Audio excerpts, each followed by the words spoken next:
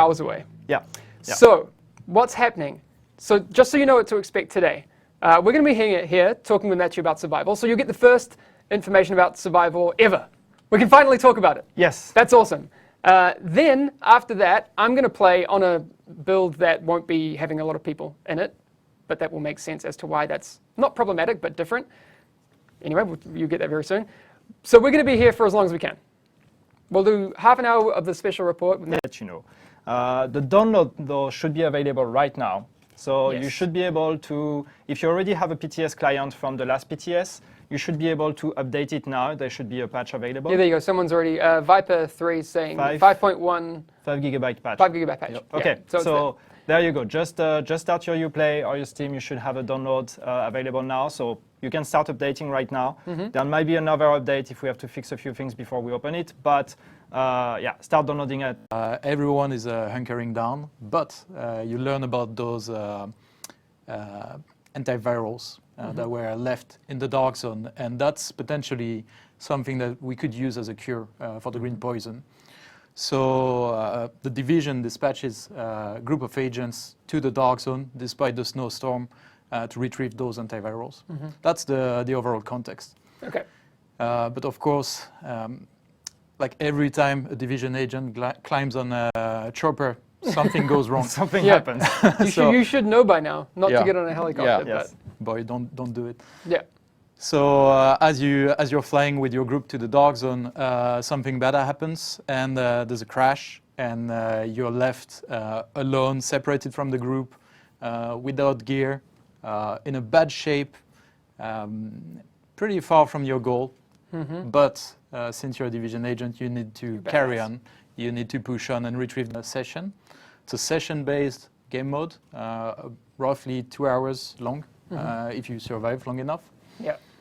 And yeah, your goal is to get to the dark zone and retrieve those antivirals, and of course extract to safety with the antivirals. Okay. So you said 24 players. Yes.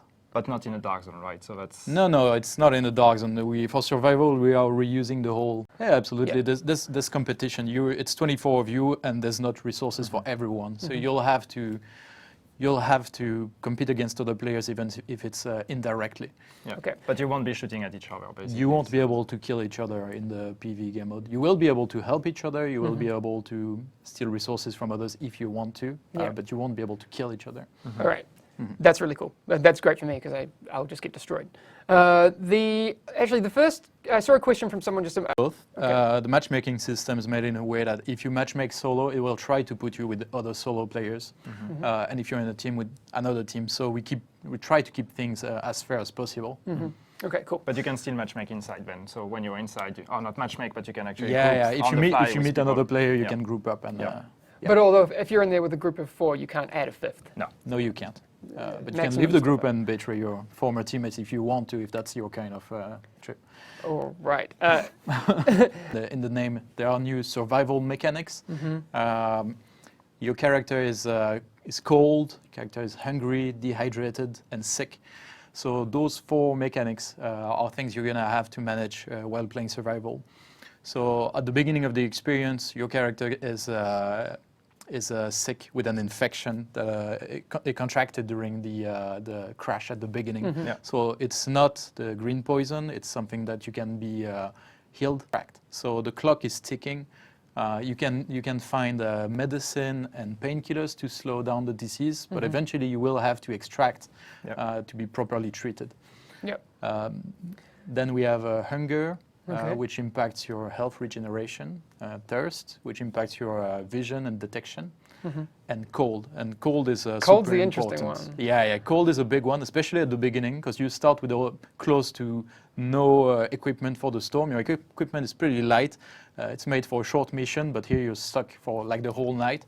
Exactly. So beginning of survival is you scavenging apartments and trying to find better equipment to survive.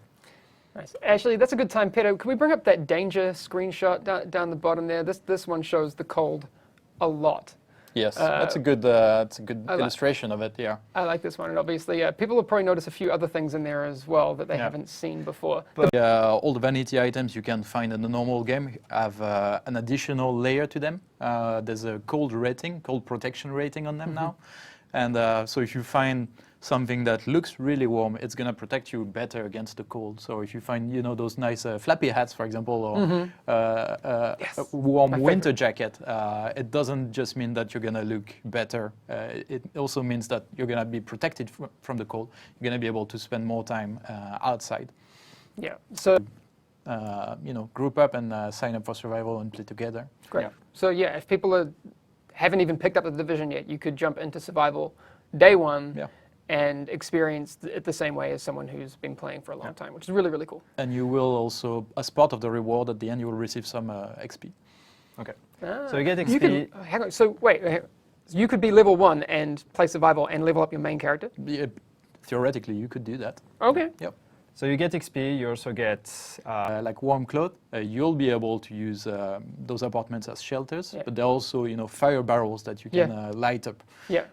So you like be sitting on top of the, Yeah, you have fire your character barrel, like trying to warm up a little bit. It's and so those good. are pretty cool because you can see them in the distance and you can see like sometimes a few players huddling around the... Grenade. Yeah. Exactly. Lots of good stuff. Actually, so there was actually a segue in there because you can find stuff, things that there are. Yeah, crafting plays a big role in survival. So you'll be able to find a lot of crafting materials.